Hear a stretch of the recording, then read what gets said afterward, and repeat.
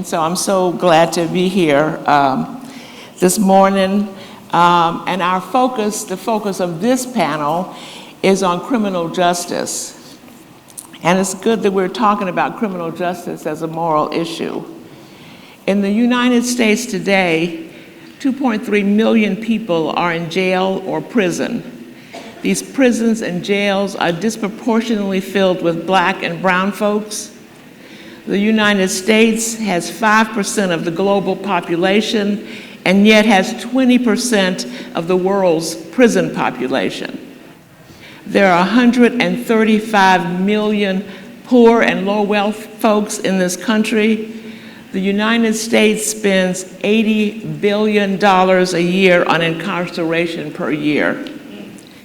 There have been over 1,000 police shootings and killings every year since 2015. The victims have been primarily Black and brown and poor in this country. And that's why this is a moral issue that needs to be looked at and raised in 2024. And that's why we've assembled this amazing panel to have discussion about this morning. So let me introduce the panel as we get started. First, I'd like to introduce Daryl Atkinson, an attorney, co-executive director of Forward Justice, and one of the leading voices on the subject of criminal justice. I'd like to also introduce Harry Daniels, who's a national civil rights attorney, who's been all over this country dealing with issues that have to do with police brutality and police and state violence. I'd like to introduce Reverend Kelly Brown Douglas, who is the president of the Episcopal Divinity School. I'd also like to introduce Dontae Sharpe, who's a fellow at Forward Justice. Give our panel a warm welcome.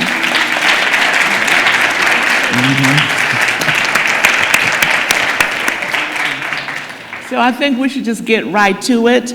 I'd like to start the discussion with Dr. Kelly Brown Douglas. I just want to say that that what we want to do this morning before we start is to just let people know kind of how we're looking at this issue. We're looking at what we believe. We're looking at what we know. What are the facts around this? We're looking at what we see around the country, and we're looking to talk about what we can do. That's how we're looking at this issue, and that's how we'll discuss it this morning. So now I'll start with Reverend Dr. Brown Douglas, and ask if you can help us connect what we affirm in worship and in sermons that we preach with criminal justice as a moral issue. Yes, first of all, it's wonderful to be here and to be a part of this panel. And I look forward to the discussion, and I look forward to a time of learning. It's also ironic that I would be on this panel that is on criminal justice, for my father worked in the criminal justice system all of his life and was in fact head of probation in the city of Dayton, and the first Black person to be chief probation officer. And so here I am, in many respects, back to the roots for my family. Criminal justice as a moral issue. Let me begin by saying this. The term criminal justice, seems to me, is an oxymoron. All right. Yes, ma'am. All right. It's an oxymoron in general, and it is certainly an oxymoron when we think of the justice of God. God's justice is not criminal. To speak of criminal justice, and we recognize this in our very criminal justice system, is to criminalize, that is, to objectify a human being. Justice should never be punitive. It should never be retributive. Again, to suggest such a thing is in and of itself contradictory, an oxymoron. punitive justice, just like criminal justice in general,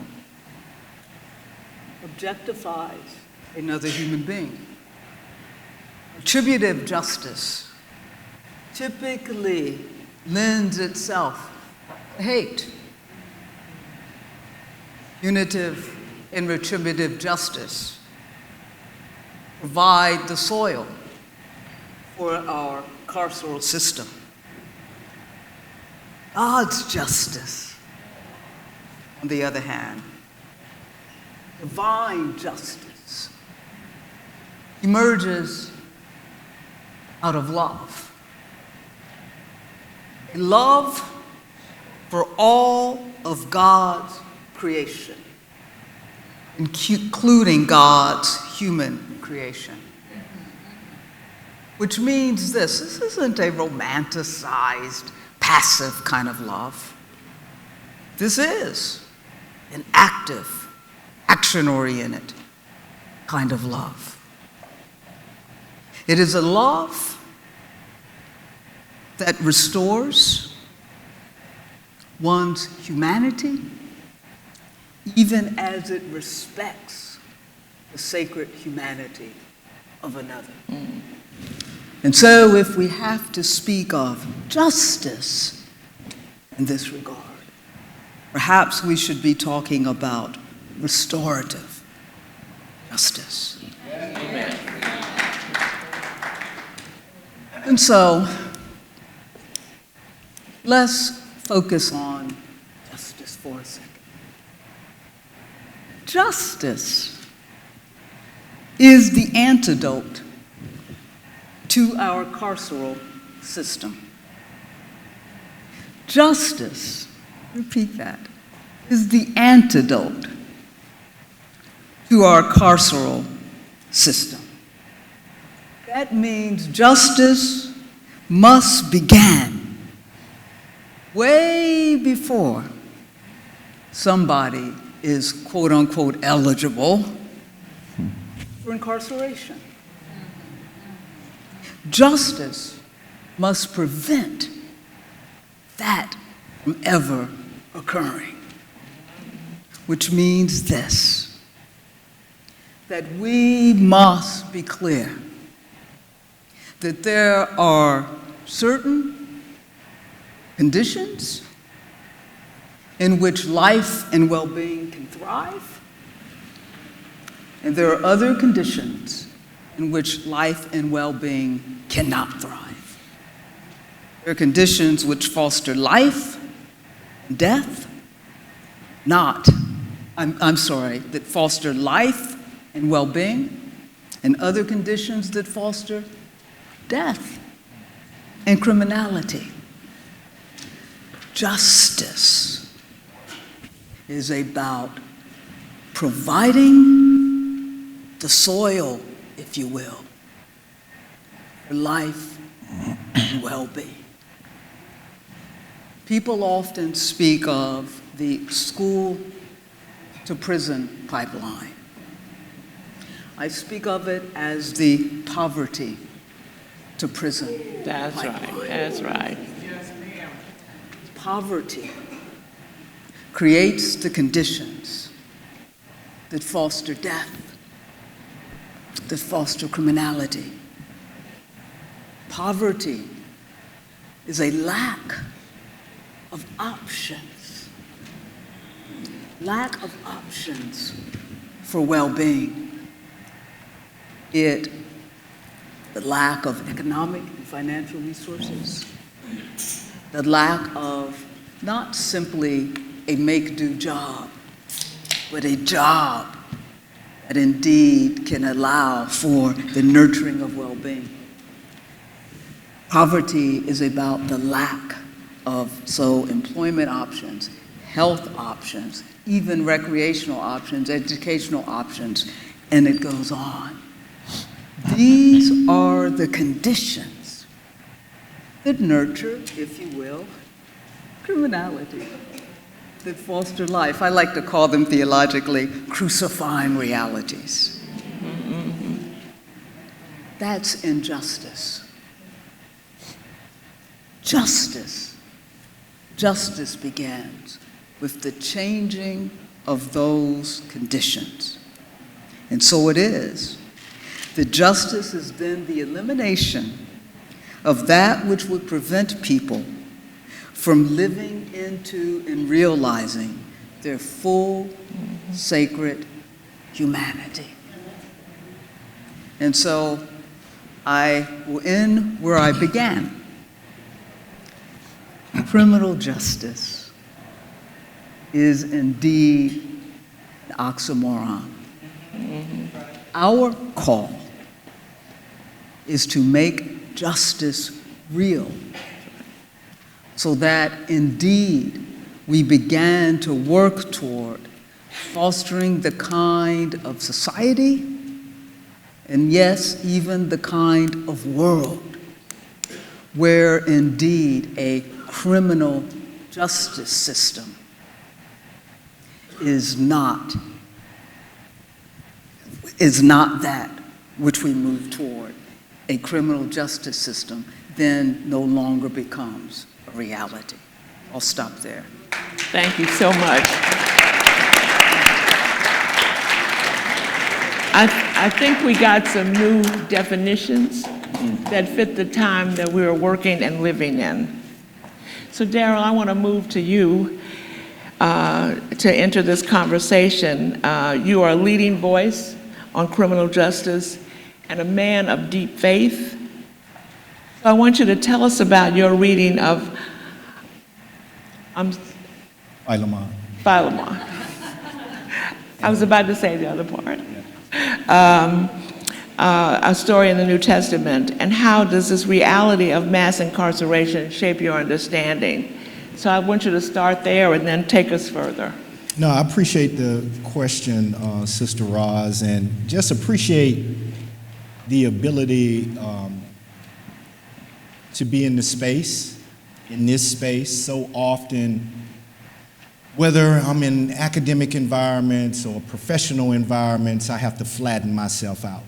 I only have to be one side of me. I can't be all of me, right?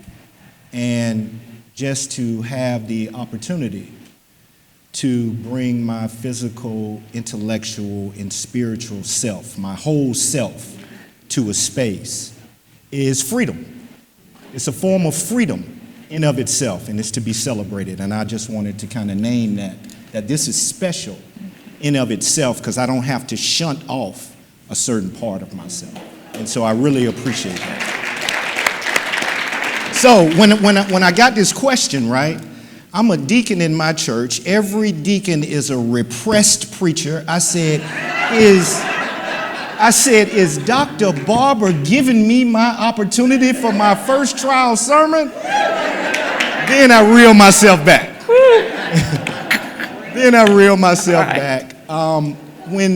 This is one of my favorite stories. It's the shortest book in the Bible. That's not why it's one of my favorite stories, but it's really a second chance story. And just a little bit of context. Paul is in prison in Rome. He's writing to Philemon on behalf of Onesimus. Onesimus is an ex-slave of Philemon who did something wrong during their interactions while they are together, right? Paul meets Onesimus while he's in prison. And that's a little bit of context, and it's a couple of verses that I just want to point out. In Second Chance Month, which this is, April is Second Chance Month, to illustrate how the Bible has always been instructive in how we're supposed to treat folks who might have broken our social compact. So he says, I appeal to you for my son Onesimus, who became my son while I was in chains. I want to stop there, right? My own story from incarceration to sitting in front of you all today was a story of transformation. I didn't one day wake up and decide I wanted to do this work. My life trajectory propelled me in that direction. In 1996, I was convicted of drug trafficking in the state of Alabama and given a 10-year sentence. I had to serve a mandatory minimum on that 10-year sentence of 4 years. I went into prison with the high school diploma. I came out with the high school diploma. 1996 was 2 years after the passage of the 94 crime bill by Bill Clinton that was put together by Joe Biden. And within that legislation, it automatically ended any Pell Grants for people inside. So I couldn't take any college courses. I pretty much languished, farmed with guards on shotguns and with shotguns and horseback, very reminiscent of a very different period in our history. Fortunate enough for me, I had a loving family that I could return to, and I didn't have those immediate Maslow'ian pressures pressing down upon me, and I could think. I went back to school and got my associate's degree, bachelor's degree, law degree. I've been practicing law for 15 years. I'm licensed in both Minnesota and North Carolina. So this story is a story about me, right? But when I looked at it and I thought about it, I said, this is really a letter from a theological luminary, right, to society about how they should treat people who might have once been in trouble, right? And so in my sanctified imagination, I said, well, Paul, Dr. Barber, this is Dr. Barber writing the U.S. government and how they should receive people like me and Dontae after we've paid our debt to society, right? So he said, I appeal to you for my son, Onesimus, who became my son while he was in chains. Our transformation began long before they let us out of prison gates, right? That's right. We had already decided that we were going to be something different, this address that they had given us was not our destiny for life, right? That's right. Paul goes on to say in verse 11, formerly he was useless to you, but now he has become useful both to you and me, right? We have so many geniuses locked up. I left 100 brilliant men behind the wall that any one of them could be sitting here right here today, giving you that same talk that I'm giving you right now. We're throwing people away. We're throwing the next innovator or the next discoverer of a cure of a disease, right? We're just throwing all of that talent away. Paul goes on and he says, I could do this out of my spiritual authority. But he says, rather, I'm appealing to you in love, right? And the previous commentator talked about a different set of values that we could use to undergird our accountability system. I'm not going to call it a criminal justice system. You can call it a criminal legal system. You can call it a criminal system. I would prefer to call it an accountability system because I'm not into punishing. I'm into holding people accountable for what they did.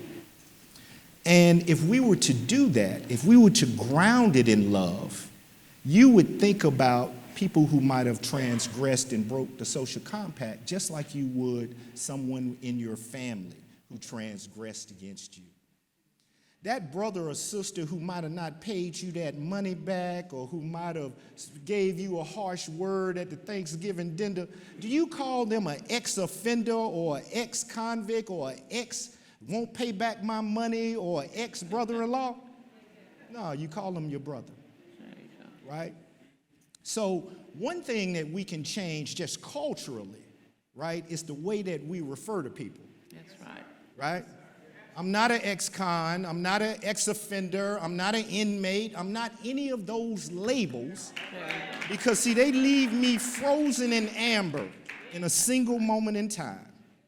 I'm more than that. The Bible says the power of life and death is in the tongue. So as a man thinketh, so is he. And if we want people to do better, maybe the language we could use to refer to them a little bit better. So what do you want me to call you, Daryl? I'm so glad you asked. How about people? People who've been to prison. People who've been to jail. People with criminal records. Wrongfully convicted people. But the the operative word is people because it centers their humanity and their human dignity. Whenever we've wanted to do really bad things to a group of people in this country, we have to debase their humanity. We have to bring them down a notch to rationalize in our minds. Don't allow them to do that with people who might have violated the social compact. And I hope I get a chance later to talk about how we really, as black people, have never had a valid contract in this country. Okay, all right, all right, Never. But anyway, I'll stop there. all right, all right.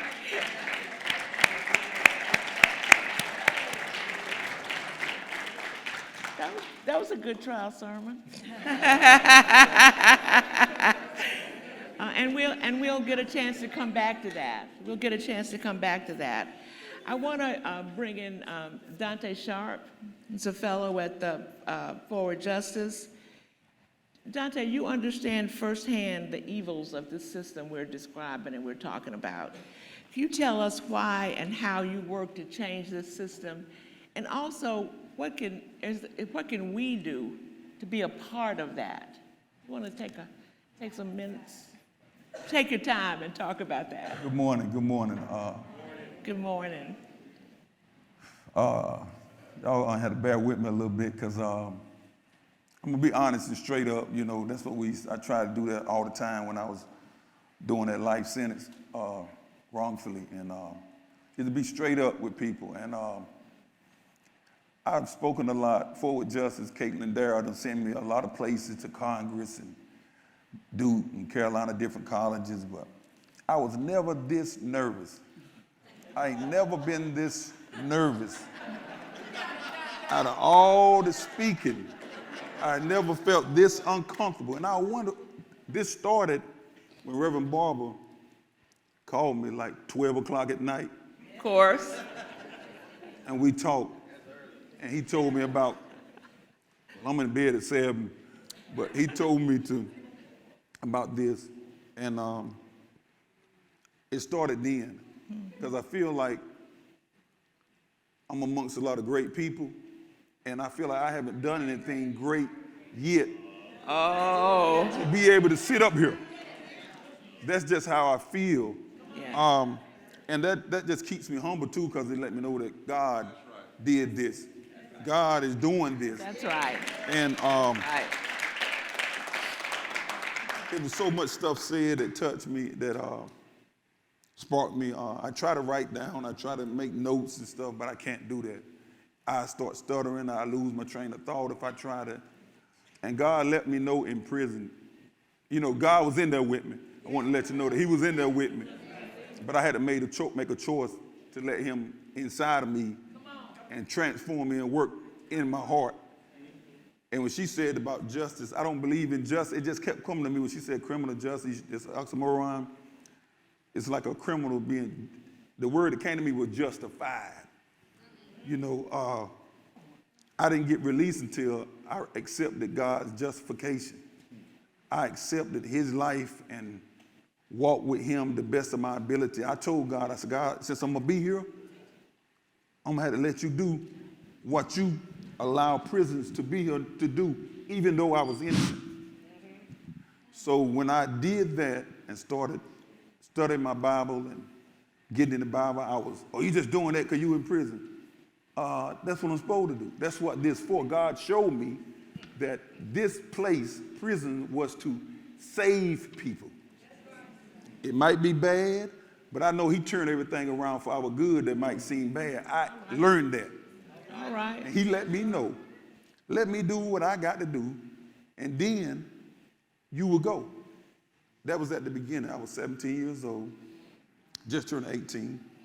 I was sentenced to life.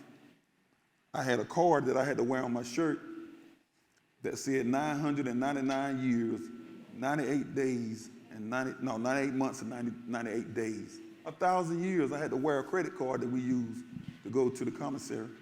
And that was a heavy thing. People would see it and be like, man, you got 1,000 years? You know, and I had to walk around with that knowing I was wrongfully in there, that I didn't belong. But I did belong because of the predestination of God. God had it all worked out. That's the only reason why I'm here, sitting here with my right mind, able to talk amongst y'all great people. And it's amazing that how God works. This just coming to me. A brother back here, the young brother, I told him I was nervous. Well, the other day he seen me in the elevator, and he said, "You ready to get your Martin Luther King on?" And when he said that, it was ironic because when I got locked up that day, I said, "That's all right, y'all gonna make me the next Martin Luther King." That's what I said to them. So, and then when I came in back there, he walked up and said it again. And I didn't realize it, I didn't understand it, but it's come full circle. And yesterday, the Sabbath, Sunday, yesterday, was it yesterday? Sunday made 30 years since it happened. It happened April 7, 1994. And I really had forgot it. And it came back to me when I see Reverend Barber out there. And anyway, while I was in there, I dedicated myself to God. I seen a lot of things, ups and downs. The only reason why I made it, to make it simple, was I had to believe every single minute of the day sometimes. I cried, but I still believed. I fussed with God, and I still believed. My faith, that good fight of faith, is what I had to do to make it through. I seen death around me every day. I seen guys dying. The medical is terrible in there. Medical is terrible. I seen guys go crazy, minds literally snap under me. I seen guys kill each other. I seen guys overdose on drugs. I seen so much. And all that comes to my mind is when Lot, and it say his righteous soul was vexed from all the stuff that went on around him. And God let me know, if you walk with me, I'm gonna walk with you through the 3 Hebrew boys. And he took me through it. He let me know I was going my trial. He let me know when I went to trial, they offered me anything but a dismissal first. That was the first plea they offered me. It took faith for me to say no. I was a teenager then. I was a little kid. I didn't realize that. 6 months ago, I just realized that I was a kid when I went to prison. Right. You know, the reality of it, that I really didn't understand what was happening to me. I really didn't. But then God let me know, don't look at them or what they did to you. It's what I'm gonna do through you and with you. That's the most important thing. That's what allowed me to walk every day in there by faith, knowing that his grace was carrying me, because it was time when I was down. It was times when I didn't think I was gonna make it. It was times I went back to court, girls' recantations. Me and my mom, we thought I was coming home, and we didn't. I went back, I was mad at God. I said, God, what's going on? I said, why you keep letting me get kicked around, stepped on? I don't like this. I don't like bullies. I feel like I'm being bullied. And every time I did it, when I met Caitlin and Teresa, it seemed like at the exact moment, they'll call me over the intercom and say, Dontae Sharpe, report the mail room for legal. And it would be something just God giving me, helping me a push to take another step. Every time I got like that. And he let me know he just want me to be real. I want a real relationship with you so I can change you and prepare you to become that next Martin Luther King that you said that you didn't know what you were saying. And now I'm sitting up here, and I'm really nervous right now still, and it's an honor and a privilege to be in here among such great people. Reverend Barber set me up, Caitlin set me up, but it's the best setup ever, you know, and I appreciate it.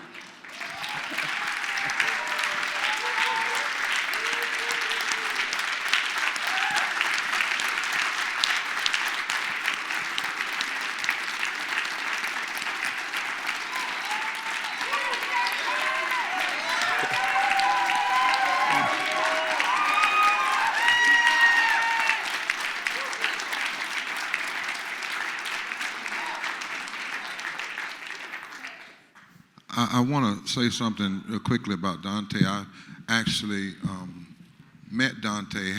He gave me the privilege of washing his feet inside, and I gave him the towel and the stole that I had on and said, "I'll see you on the outside. Give it back to me when you get out." Yes, sir. And this was 4 or 5 years before, after being lied to by a governor. Yes, sir. But it's important in this room, public theologians, that when you hear him up here reinterpreting his imprisonment, that's biblical. It's a way, too, of your faith keeping your mind. And sometimes I've heard people when he says stuff, no, don't say that. You didn't walk the walk. And somehow you got to come to a place, all things work together for good to those who love the Lord and have been called according to his purpose. And it doesn't make sense to you. As you say, well, he should just be angry. He should just know, God couldn't have done this. No. Half of the people that we admire in Scripture were in jail. Right? And they oftentimes interpreted, Paul one time basically said, God put me here for a reason. I know we don't like to say that, right? But it's an important way of us hearing. The other thing I think we ought to hear, and we made one mistake on this panel, I just was noticing it, is that we should have had some racial diversity, because I don't want it to come out of this conference, just like when we talk about poverty, we talk about criminal justice, that it's a black thing. I've gone to, and I was telling Dontae one day to Appalachia and heard young white boys talk about being harassed by the police the same way as I've heard this man right here who will talk in a minute. One of the reasons he's here as a civil rights lawyer, because I've watched him take the cases of white folk and brown folk shot wrongfully by the cops, just like he takes the cases of black folk. See, you cannot have a bifurcated morality. I'm going to keep saying that till somebody says amen and don't get mad with me. Right? You can't be like that. And so, and I want you to know that and I'm just clear, most of the black community walked away from Dontae. Sure did. Civil rights organizations. Churches. If it wasn't for that man right there in the gray hair, Al McShirley, that came to me in my living room, and his daughter right there, raise your hand, Caitlin, that took up this cause. Yes, sir. I'm talking about went to black lawyers and they say, you don't need to deal with that. Now, I'm not putting anybody down, but what I'm not going to allow is blackness or whiteness to be considered perfection. Huh? I don't think that's not what we've been doing, and that would be, if I open it up like that, it'll be open up across the room. So I want to turn this back in the hands of Roz, but I just wanted to say that, and I hope he says something about this whole process, where, listen, his case, the federal government said long before the state that he had been wrongly incarcerated. That's right. We worked to get an African American elected DA who would then have the power to bring his case back before us. I won't get into all the particulars. Once the person got elected, we had to fight again because he started backing up. I'm just trying to say in this room, don't automatically assume who your friends are. That's right. That's right. And who your adversaries are. Yeah. Right? Because you might get tripped up sometime if the only basis is how they look. Yes, sir. That's right. Yes, sir. That's right. Okay. So, Dontae, I do want you to come back. We'll hear from Attorney Daniels, but I want to come back to some of the things that Reverend Barber raised, and also want to come back to, he mentioned this a little bit, the role of clergy, or the non-role of clergy in your particular case.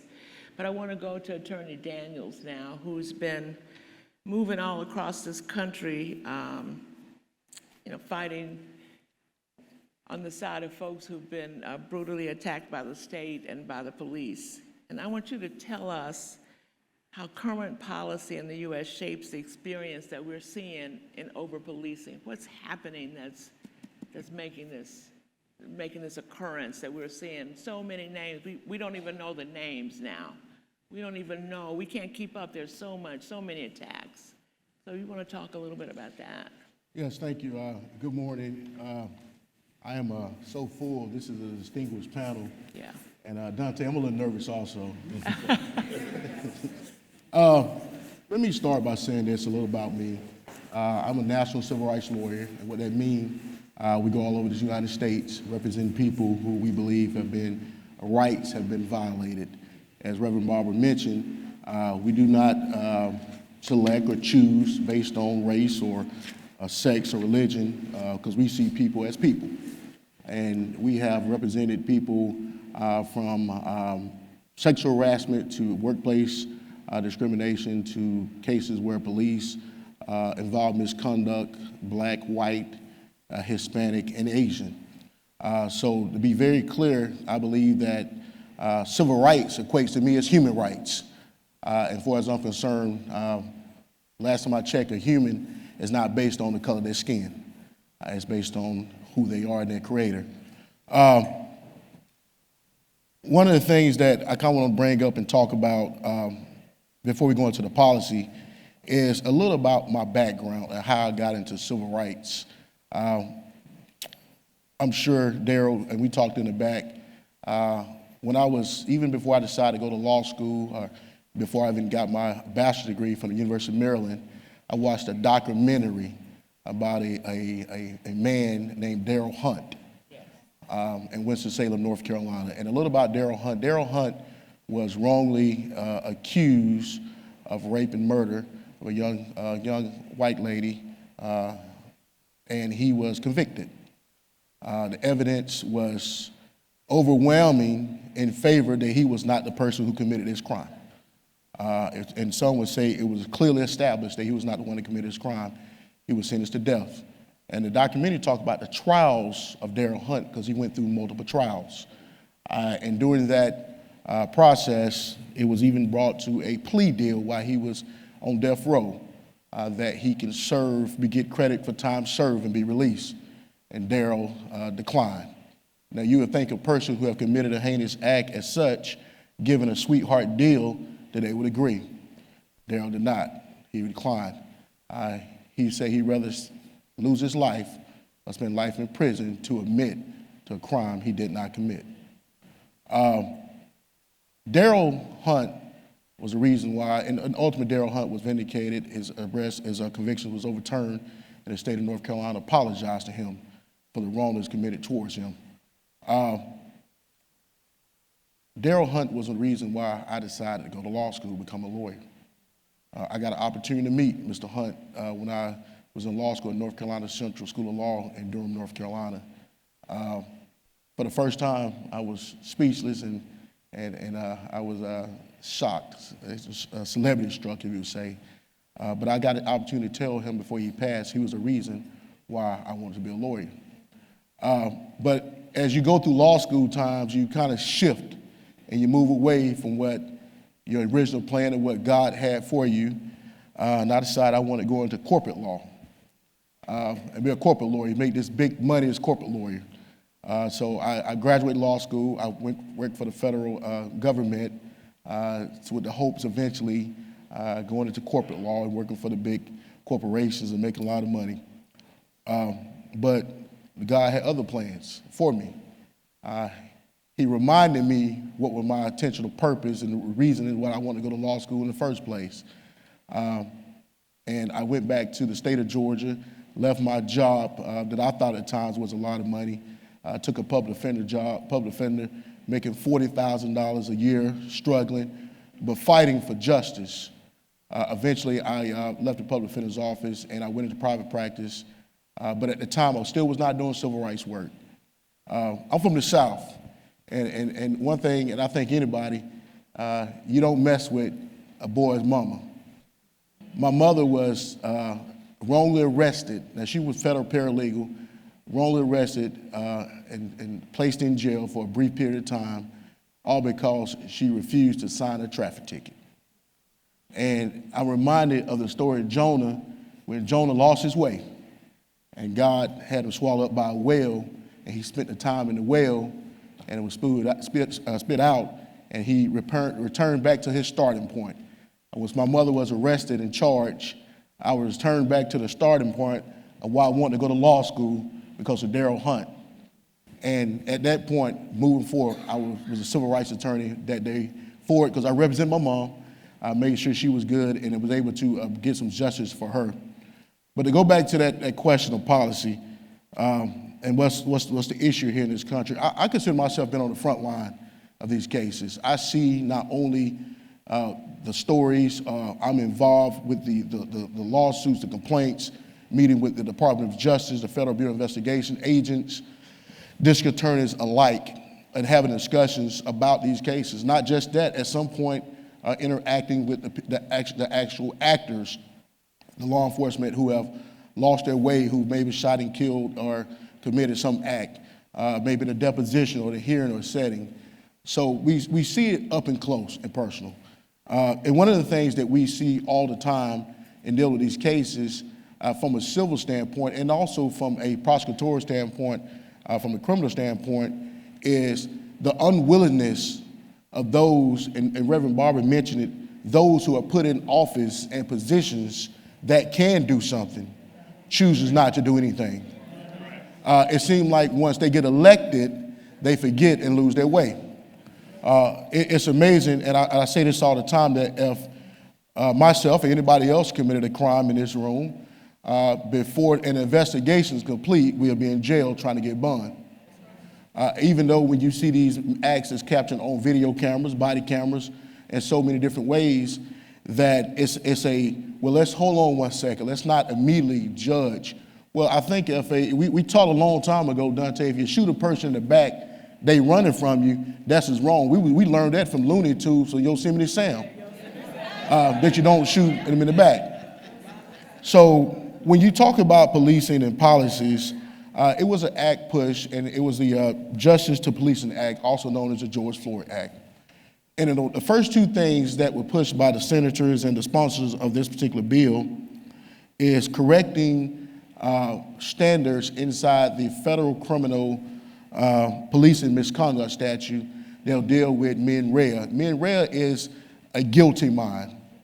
Certain crimes that's committed, they have established that you have the intent, the mens rea, to have a guilty mind to commit these acts, that you knew that this act was wrong and you willfully still committed these acts.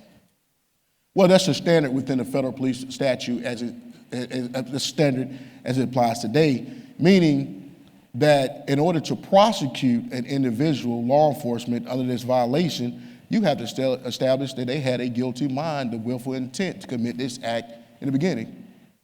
That seemed, by me saying it, seemed to be very easy. That is a very difficult standard to prove. Very difficult standard. Well, if it's you and I, Daryl, all you got to show that we had the intent, reckless, unknowingly, to establish the mens rea to be convicted for a criminal act. But in law enforcement, it's not that way. I believe that those who have taken an oath, you see, one thing about me that's uniquely different is that I'm not only a civil rights attorney, I used to be in law enforcement. I graduated valedictorian for the Mecklenburg County Sheriff Office in the early 2000s. So I've seen both sides of wearing a uniform. I know where when you're talking about it's us versus them, or black versus blue, or whoever the case may be, it's not necessarily a race thing. It's more of we gonna protect the blue shield at all costs. Right. And people who protect the blue shield is not just the ones who wear the blue uniform. That's right. I would say it again, the people who protect the blue shield is not just the one who wear the blue uniforms. And what I mean by that, these laws that are in play to carry out a prosecution of a law enforcement officer is very difficult. And don't get me wrong, I want the police. I want the good police. You hear me say this all the time, that certain agencies that we deal with, we understand it's a bad apple. But if the rotten apple is allowed to stay there, we get a bad orchard. And it affects the other apples in the orchard. Qualified immunity. I know if y'all might have heard this term before. Qualified immunity is a judicial-made standard from the courts. And what it means is that a law enforcement who committed an act of unlawfulness, or you believe that they committed an act of unlawfulness, unconstitutional, you had to establish before you could even prosecute them that the law was clearly established at the time and it was violated. And these judges, and I say judges, they play legal gymnastics to maneuver around that standard. For example, I just mentioned a case about a person, I'm talking about a person being shot while running from the police. And the standard is clear that you cannot use excessive use of force if force is not warranted or is not a threat towards law enforcement or others. Well, it was case law that establishes, and these are things that were made by judges' opinions, that, well, there's nothing that clearly established, meaning there's no law or no case that's binding precedent on that court at the time to say that these police officers knew or should have known that you could not shoot a person in the back. So essentially, in order to get over qualified immunity, it has to be a case in that particular a Supreme Court case, or a case in that particular circuit, or a Supreme Court case of that particular state. If no case matches that case, then the judge can grant qualified immunity, even though it's clear that the person's rights was violated. So one of the issues that we deal with policing in communities is that with qualified immunity, and we talk about accountability, if qualified immunity is granted, or if there's no standard of prosecution, or it's hard to prosecute, you have no accountability. If you have no accountability, you have no change. If you have no change, you have a continuous cycle of over-policing in particular communities. Because at the end of the day, if my mom told me when I was younger that I need to clean my room, and when I came home and I didn't clean my room and nothing happened, I'm never going to clean my room. But there, my mom, if I didn't clean my room, something happened. So with that being said, I think that's one of the issues we definitely had to attack and deal with the policies. These things have been put forth to chip away from this qualified immunity. Certain states have in fact done away with qualified immunity in its totality, the state of Colorado, and things are changing. In fact, it's a measure where agencies who do not engage in checking or balance law enforcement, that they will lose federal funding. Those certain things that you hold accountability, because at the end of the day, if you have accountability, true transparency, accountability, then you will have true change. Thank you. So we've heard some good stuff here, stuff to take away. Your mic. So we've heard, hello? I think you got it. All right. So we've heard from folks on this panel who've given us, so can we have more mic here? So we've heard,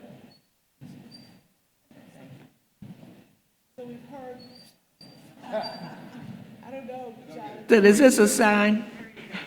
So we've heard we've gotten a lot of information and inspiration and understanding of what's going on in the criminal injustice system. And so it's our job to act on that, we in this room. And so I'd like to hear from folks on this panel about what these people in this room can go back and do. We're talking about folks who are heading up denominations, congregations, organizations that are faith-based. What can these folks go back and do to help all of us change this system that needs and requires changing? So anybody who wants to go first? Okay. I mean, we haven't heard from you in a while. Oh, see, now they turn. I'd love to hear from you. Well, I think obviously the first step is becoming aware. But the second is, and it's not linear, becoming aware and becoming involved and engaged in our local communities. And that means aware of the policies, aware of what's coming onto the ballot, aware of how the system works. But I think primarily and particularly as we move into this election season, that we have to become aware and engage with what is going on in our local communities. And again, I say that we don't begin to we should not begin our concern with acts of over-policing or with the fact that the carceral system is out of hand, for lack of a better word. Our concern has to begin with the very conditions in which we force people to live. We have got to become engaged in our communities and change those conditions. It is nobody's fault that they are born into or relegated to conditions of poverty that breed the kind of what we would call criminality. To me, the real miracle is when people can indeed come through there living in circumstances that do not foster life and well-being. The real miracle is when people can come through there and really succeed and really maintain their very human. That's the miracle, and I'm so tired of hearing about, particularly in Black communities, Black on Black crime, Black on Black homicide. If Black lives matter, then you all need to do something about Black people killing each other. No, if Black lives matter, then you all need to do something about relegating Black people disproportionately to the conditions that indeed breed death and homicide. And that's right. And so we need to become involved. And whether or not you have a youngster that goes to school, that doesn't matter. There are human beings that have to go through our public school system. We cannot let that erode.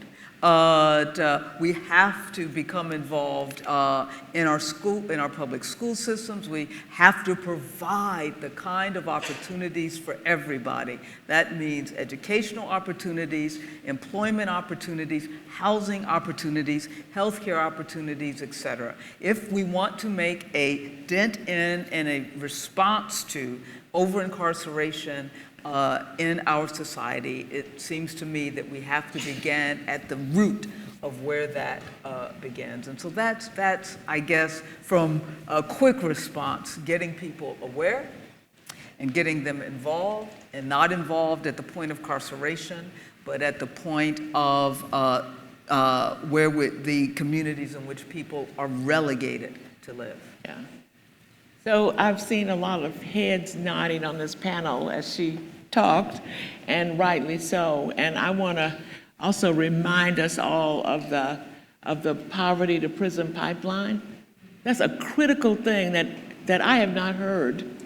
We think it, but I think we have to use that because it's clear. It provides clarity on what's happening in this country. So I thank you for that.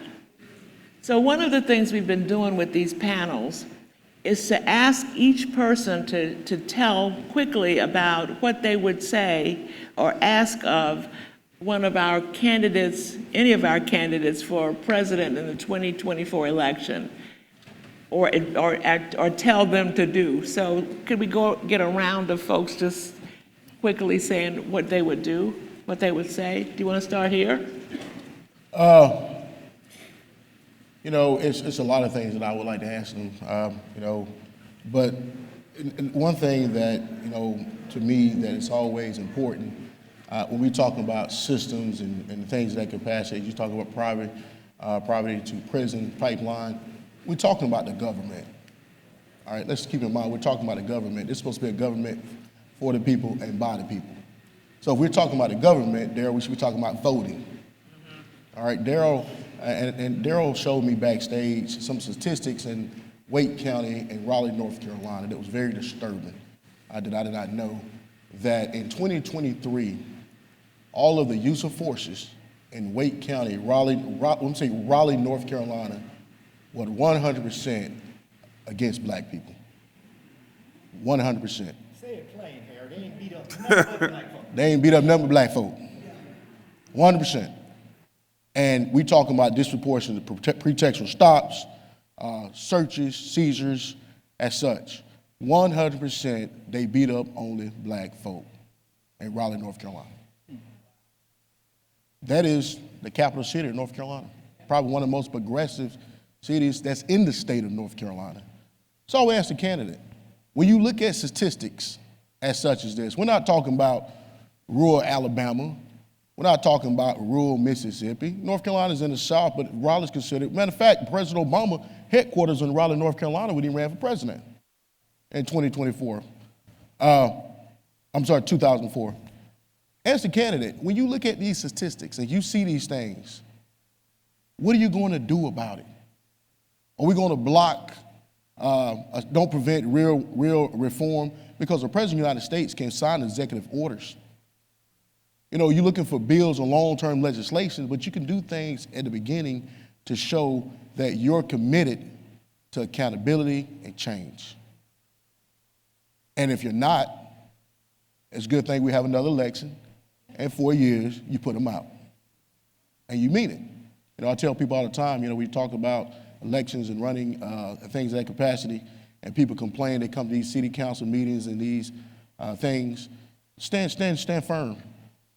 Your term in, you run up for election in 2 years, we'll see you then, and you put them out. So, thank you.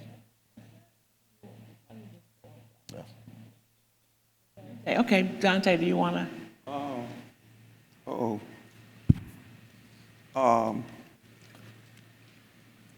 I didn't think I'd ever be able to ask no candidate or no president. You know, when you ask a question, I'm like, whoa. But it's one thing we talked a lot in prison. We had these same kind of talks in prison. I'm talking about some deep talks to where deep political talks in prison go on all the time. And I was sitting here thinking, and one thing we always talked about was, he lying. That man up there lying. That's what we used to say to the TV and things like that we were sending them. And I would probably ask the man, since you running, can you do me a favor? Can you stop lying? That's what popped in my mind. And we know they can't because that's part of the game. So he's out of there because he can't stop lying. And that would be the question I would ask. Can you, for real, can you just tell the truth one time? Stop lying. Can you do that? That's a good one, Dontae. Roz, let me take a second because the sound people got a hum in that. We don't need that on the tapes. Can you all fix that? What's their names? We don't want that to come out on the video Good place to be from. because somebody say we were lying. We said we were going to have good sound. How we doing back there? Can you just cut all the other mics off and we'll pass the mic to take the hum out? My mic is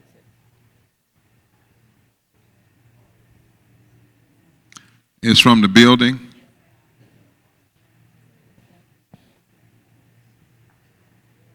What do you mean the building?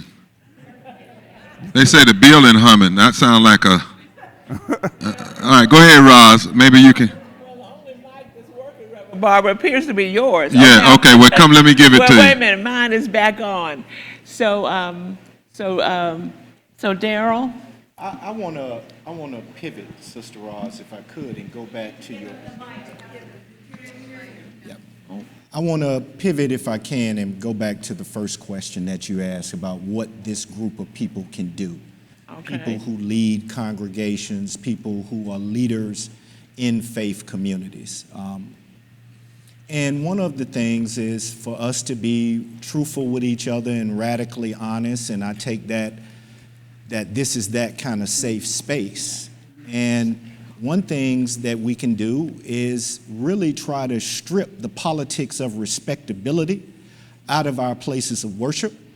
Some of them are not are not welcoming places to hood folks, to street folks, to people who should be the very folks that we're trying to reach out to, right? And we got some biblical authority for it. Dr. Barber gave it to me, in fact, and it's in Judges 11, where Jephthah, he was a son of Gideon, but he was the kind of black sheep son because Gideon stepped out on his wife. And Gideon had other sons by his real wife. And those sons drove Jephthah away. And Jephthah went to the land of Tob. He got with some other outcasts just like him, and they grew stronger, right? And Israel comes to find, later on, gets in trouble. One of them ites, the Amorites, the Hittites, the Jezebites, one of them ites was giving them the blues, right? And they needed some help. Who you think they went to? Didn't go to the pent up, real proper folks. They went down to the land of Tob with Jephthah to get them scoundrels, right? To come get some straightening. So the very people that Israel had thrown away, that they said weren't no good, weren't useful, were the very people that served their liberation. And I can bring this is our story here today, right? In 1865 to 1877, we had a radical transformation in this country. It was the very people who was under that boot of oppression, right, who led that radical transformation. They had other allies who helped them, but it was those folks, right? In 1955 to 1968, you can extend it to 71 if you want to, we had another radical transformation in this country. Once again, it was the very people who was under the boot of oppression, who was the moral yoke. There were other people who helped out. There were other allies, but it was those people. Michelle Alexander said, we're in a new Jim Crow now. Mass incarceration represents one of the greatest human rights and civil rights stains on this country, right? Once again, it's going to be those very people who've been under the boot of oppression. Y'all better go down and get them folks from Tob to come help us undo this. And for us to do that, we got to create welcoming spaces for those folks to be able to come in however they come in, right? Anyway, I'm gonna stop. But I